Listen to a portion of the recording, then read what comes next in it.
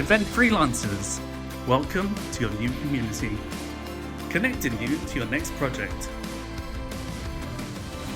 Get connected. Sign up now. It's free.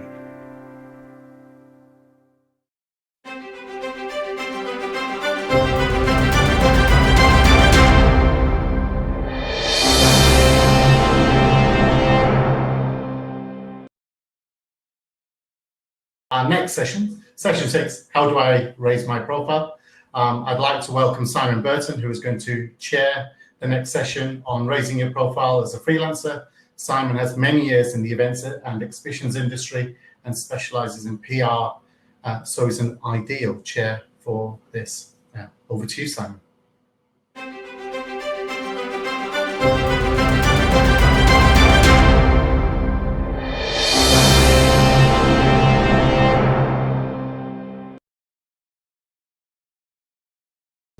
Welcome back, and thanks for that introduction, Ajay. In the previous session, we looked at how agencies and organisations managed, marshalled and selected their freelancers. And we're now going to talk to two experts about how you as a freelancer should present yourself to those agencies. I'm joined by Gerard, who's in Sydney, Australia. Hello, Kim. Hi, how are you? Really good. You? Great. So happy to be here. Wonderful. And you are the head of production at George P. Johnson, Australia. Yes, I am. And Cambridge, England, by Samantha Salisbury. Hello. Hi, Samantha. And you're, amongst other things, typical of many freelancers and event career strategists. So I'm going to start out asking you both a really direct question. What makes a great freelancer stand out? Kim, let's start with you. Well, it's all about the squeaky wheel being oiled. I feel that really in the experiences that I've had and the engagements that I've not only had as an employer, but also as a freelancer myself, is that you always just need to be in direct contact and regular contact with those who are the decision makers in hiring freelancers. Samantha, do you think that's true? Is it about the squeaky wheel being the one that gets oiled? Absolutely. It's about the ones who are the most visible at this time. So the ones who are present on social media, who are doing innovative things to make themselves stand out in this market.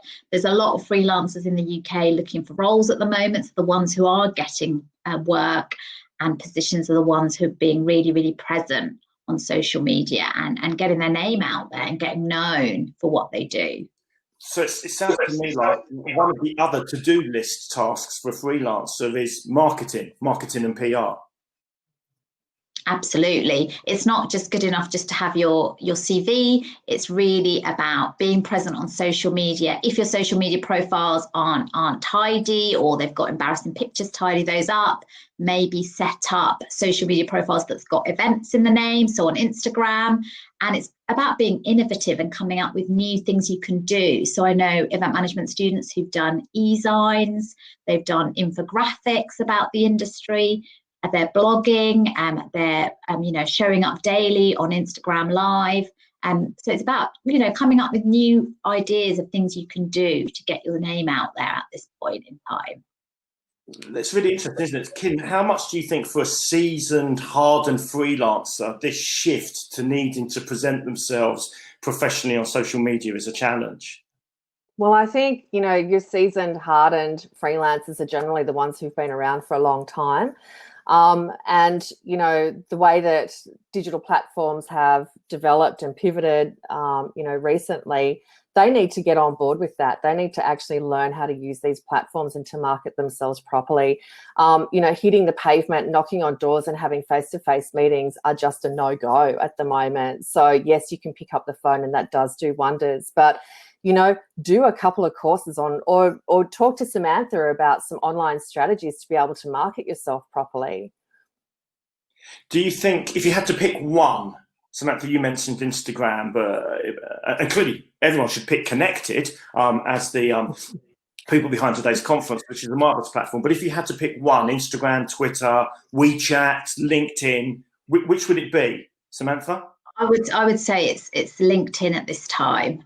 That's the one where all the employers are and have been on. So you really need to make sure your profile is up to date.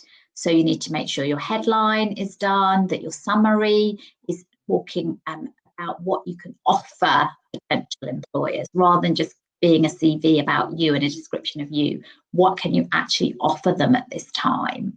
And keep updating it. So if you're doing new things at this time, if you're doing new training, if you're speaking in events, if you're attending courses, keep updating your profile and post. You can do videos now on LinkedIn, which is really nice to see. So it's nice to see the person as well on a video. And there's the LinkedIn Live feature as well that some people have got. So you can put really nice videos up. Kim, is that true for you? LinkedIn would be the platform of choice here? Yeah, I think, LinkedIn it's been around. It's such a legacy, platform. It's been around for a long time. It's got a lot of people on there. But, I'd actually like to see a couple of other platforms, take over, specifically around the event space. I just sort of think that LinkedIn is just so broad sweeping. But again, it's our only, at the moment, it is really the place where a lot of people post jobs and ads, and you can connect with other freelancers as well. Absolutely. One of the challenges for freelancers isn't that it isn't implicit in the word free, that I've taken this role because I want to express myself. I want to be able to be myself. And now some of these marketing and PR challenges are forcing me to think more like a brand. Do you think that's a challenge for them? Yes, definitely. But I would use Instagram as well as your portfolio, as your showcase to you and the work that you do. It's a really nice visual platform. So you can use that to showcase events you've done. Lots of people are out there using Canva, which is like a free design app. They're creating amazing graphics with it. And that's, they're doing it in their colors. So they're starting to do that whole personal branding of themselves, that everything is in line. So they're using the same colors, the same fonts. They're putting it over to LinkedIn as well. So it's all matching. So it is scary. When you look at someone's profile, how important is that profile picture? Look, it's hard to say. I think it depends on the client that you're actually needing the work, who the client is basically, and what they value. But really, at the end of the day, it's whether you've got, the ability to do the work and to do the work well. At the end of the day, that is what it's all about. It shouldn't matter what a profile picture looks like. It's always nice to know, who you're going to be. You need to have a photo so you can actually see who you're going to be meeting when you do eventually meet them face to face. But really, and if it is going to be a photo, make it be a professional photo as well, not just one with a glass of champagne in your hand. Right, exactly. You have to think about the client that you're wanting to work with, and if there's an intermediary agency, you've got to suit the agency's style and scope, and then the client, correct? Absolutely. It's a cultural fit too. Yes. So, you can't have someone with piercings on their faces and, purple or green hair, if it's going to be a corporate conservative company that you need that person to be working in or working for. Right, but if I'm working for Cirque du Soleil or the piercings count, and the tattoos, whatever it is, it's just got to be the right fit. But I do think that people who do have the right skills and abilities, sometimes the image, the photo can do them a disservice. Do you think, Samantha, that freelancers are good enough at articulating what their skills are? It strikes me there's a kind of assumption that I've done this project, and so you as the client ought to know what my skills are, but perhaps a bit more nuance in describing it would help. So up to this point, I think people were just doing their CV, sending their CV out, making contacts with potential clients, and that was working fine. But now, because we are in a pandemic, the events industry in the UK, is really struggling. You have to now be more creative and explain what skills you've got and show them in a different way. So showcase the events you've organised, showcase what you did for those events. It's not simple. It's not easy just to write it down in your LinkedIn kind of career history. You really need to show people, and you need to find your USP. So what makes you stand out compared to the next freelancer on the block who's applying? So now when there's roles out, there might be hundreds of people applying for the same position. So you need to find something that makes you stand out.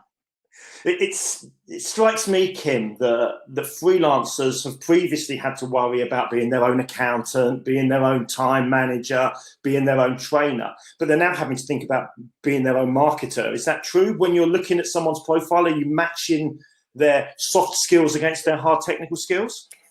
Yeah, absolutely. And I'm also, I also reach out to my network to, if I don't know a freelancer, to suss them out, if we've got people in common as well. So, reputation actually is everything as well. I think that it's one thing to have your profile online, absolutely, and your skills, yes, are really important, but it's actually also all about how you can fit into a company culture. It's also about how you communicate, what your end client is after, and what needs to be delivered for them.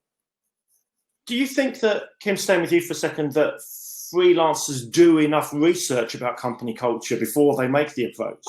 Look, I think that some do, a lot don't, but also at the end of the day, it's a chemistry thing. And if you like and you get on with somebody well on an interview or on a Skype call or a Zoom meeting, and they end up coming into work, and sometimes it just doesn't work out. For whatever reason, it just doesn't work out, or it doesn't work out with the end client that they've been engaged to work with as well. I mean, that has happened before. It's nobody's fault. They may have the right skills, and it's just a chemical thing. I can't explain it. Generally, that doesn't happen. I mean, really at the end of the day, we are in a services industry. We are providing a service, a professional service, and I think where the biggest problems come into it is where people think they know. It's the unknown unknowns, or what they don't know. They don't know what they don't know, and that's where I think they can come unstuck. Right, and let's give them all. Let's give every freelancer who's participating in this what they don't know. I'd like you each to suggest a single thing that you think most freelancers get wrong, or should check that they're not getting wrong. Samantha, start with you. Well, I would say at the moment it's knowing about virtual platforms and how to run a hybrid event, what the different virtual platforms are at the moment, what's available, price points, because based on the UK events industry, going forward, that's where the future is for this year, will be hybrid virtual events. Most of the freelancers have never worked in a virtual space before. So they really need to know about the different options, price points, how they work, what goes wrong with them, what goes right with them. They need to know all of that, really. And that's a good area to educate yourself in at this time if you've got some time spare and you're not working. And you're not cleaning up your LinkedIn profile and posting creative things on Instagram. Hey, going to be super busy. How much time to sit down? Kim, what about you? What do you think? What's the most common mistake or gap that freelancers are guilty of? I think right now, absolutely, I agree with Samantha. That we're in a completely different era now than what we have done, and I don't know if it's going to end up ever being the same again. But before COVID, I think one of the biggest mistakes that freelancers had was just, again, not promoting themselves properly, by not staying up to date, not staying up to date on trends, not updating or being in regular contact with, again, those decision makers of people who are the hirers, people who are going to be engaging you. Yeah. Do you mind if someone just gets in touch to say, hey, Kim, I'm just touching base, seeing what's out there? Absolutely. I'm totally fine with that. And in fact, I think it's terrific to do that. I think, I've been in the role of a decision maker before, and, you've got a big folder of a whole bunch of, freelancers. It's really important to stay in people's inbox, but to have some meaningful content as well, not just a hi, how you going? It's more, hey, I've just finished off this job. I thought I would be available over the next 3 months, but actually I'm not, or I can do 2 days a week for you, or hey, I've just learned a whole new skill by being on this event and I was assigned this role. it needs to be meaningful, but it also doesn't need to be paragraphs and paragraphs. It could just be a couple of lines by saying, hey, I'm just touching base. How about we grab a coffee? I've just come off this event. It was terrific. And now I've learned a whole bunch of new skills that I can apply for you. And I believe you've got clients who do X, Y, Z that require that skill. It's just staying in touch. And what about the idea, Samantha, that freelancers need to be ready for this? This feels like a moment of downtime, but we need to be prepared. You need to have done your homework on the potential clients, got your insurance certificates ready, prove that you've learned. Do you think that this is lots of people have done DIY projects in their gardening under lockdown. Do you think this is a time to polish your skills and your assets? Yes, absolutely. Because when, you do start going for interviews again, potential clients, potential employers are going to want to know what you've done in this time. Saying you sat on the sofa watching Netflix or spent, the sunny days in the garden is not going to cut it. So use this time really to do training. There's lots and lots of training courses out there, a lot for free. So do training courses, do workshops, go to virtual events. Build yourself a network of other event professionals that you can work with, build that support network. It will start out as friendship, but then it will, be people that you can count on and pass work to, or maybe they can pass work to you. Get your social media up to date, get your CV ready, even start putting things in place like, your insurance, potential contracts, proposal templates for events. So get that all ready. This is not the time just to sit in the garden for 4 or 5 months and take a break. Get everything ready now. And Kim, just briefly touch on Connektd as a specific tool for this. Do you think people, this is a great moment for people to make sure their Connektd profile is up to date? They've got a picture on there. They've talked about the last job they worked and so on.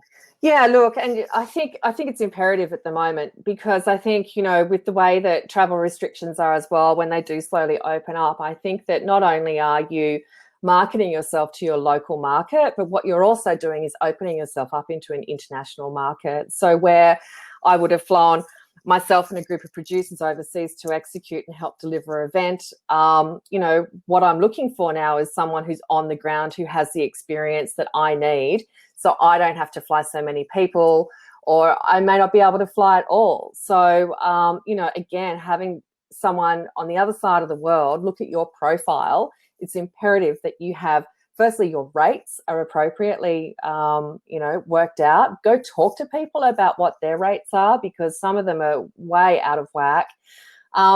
The industries that you've worked in, I think it's the beauty of this Connektd platform is that you can actually talk about the brands you've worked on, the skills you have. You can contribute to content on a feed as well to talk to people about, what you've been up to.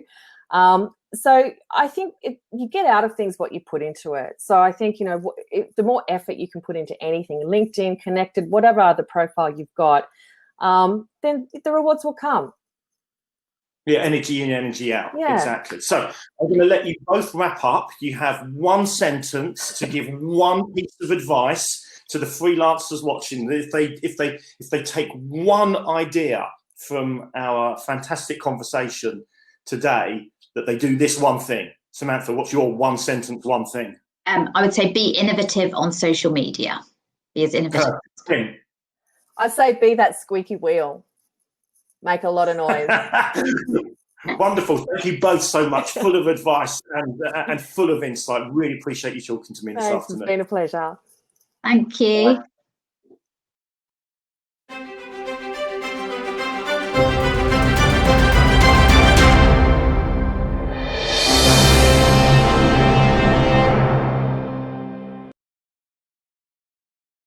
Event Freelancers, welcome to your new community, connecting you to your next project. Get connected. Sign up now. It's free.